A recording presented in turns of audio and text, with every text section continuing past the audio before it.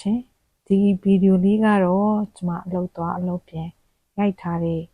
စင်ကာပူနိုင်ငံတွင်းကမြင်ကွင်းလေးတွေဖြစ်ပါတယ်ဒါကတော့ယထာဘူရာယုံတစ်ခုဖြစ်ပါတယ်မနက်အလုပ်သွားချိန်ဆိုလို့ရှိရင်ယထာဘူရာတိုင်းကလူအပြည့်ရှမ်းပါပဲကျုပ် MRT ရဲ့အဝင်ထွက်တွေမှာစန္ဒယာခုံလေးကိုတွေ့ရတတ်ပါတယ်ဘယ်သူမှမဆိုဝင်ရောက်ခန်းစားတိခတ်လို့ရပါတယ်ဒါကလူငယ်လေးတယောက်စန္ဒယာတီးနေတာကိုတွေ့ကြရတာပါနောက်တဲ့နေရာလေးတစ်ခုကတော့မြက်ခင်းစိမ့်စိမ့်လေးတွေနဲ့ဒီဇိုင်းပုံစံလှတဲ့အစာအုပ်လေးကြောင့်ရိုက်ဖြစ်ခဲ့တာပါကျမတို့က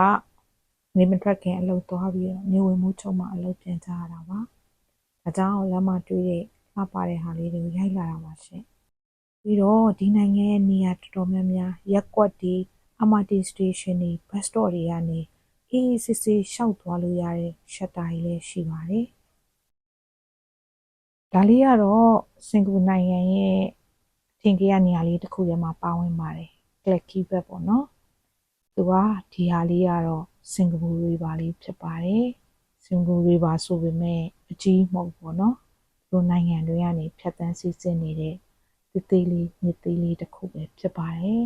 မြစ်ဆိုပေမဲ့မညစ်ပတ်နေဘူးအမြဲတမ်းတန့်ရှင်းအောင်ထားတယ်ဒါကြောင့်ပတ်ဝန်းကျင်မှာရှိတဲ့လူနေအိမ်တွေနဲ့အားလုံးကဒီနားမှာကျမကြီးတွဲလန်းလျှောက်ကြတယ်အနားယူကြတယ်ဒီဘက်ပတ်လည်မှာလည်းစားတောက်ဆိုင်တွေဘားတွေအများကြီးပေါ့နော်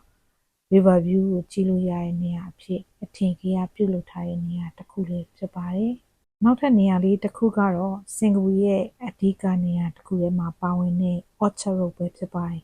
ခရစ်စမတ်တွေ New Year တွေနဲ့ပြီးတော့မိအလှဆင်ထားတာတွေလည်းတွေ့ရတာဖြစ်ပါတယ်ရှင်ဒါလေးကတော့စင်ကာပူနိုင်ငံကနေလှမ်းမြင်ရတဲ့တစ်ဖက်နိုင်ငံကမလေးရှားနိုင်ငံဖြစ်ပါတယ်စက်ရုံတွေစိတ်ကမ်းတွေပေါ့နော်ဒါတွေကိုဒီဘက်နိုင်ငံကနေလှမ်းပြီးတော့ရိုက်ထားတာပါဒါကတော့အစာအုပ်မြင့်တစ်ခုကနေပြီးတော့ပဝင်းကျင်ကိုရိုက်ထားတဲ့ view လေးဖြစ်ပါတယ်ဒီနိုင်ငံက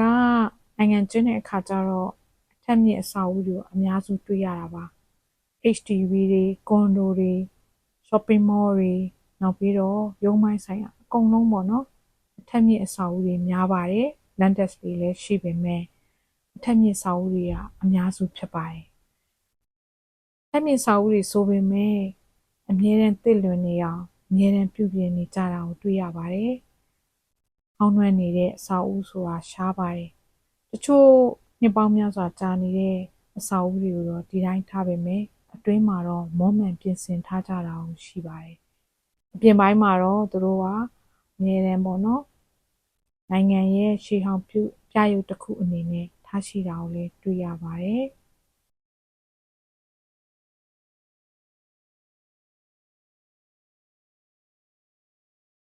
နောက်တစ်နေရာလေးတစ်ခုကတော့စင်ကာပူရဲ့ treatment လို့လည်းပြောလို့ရတယ် Marina Bay Sands ဖြစ်ပါတယ်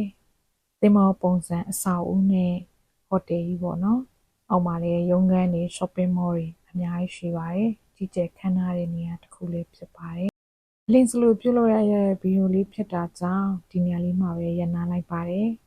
နောက်ထပ်လှပတဲ့နေရာလေးတွေကိုသွားပြီးတော့ရိုက်ခဲ့ပေးမယ်အားလုံးကြည့်ရှုပေးခဲ့ကြတာကျေးဇူးအများကြီးတင်ပါတယ်ရှင်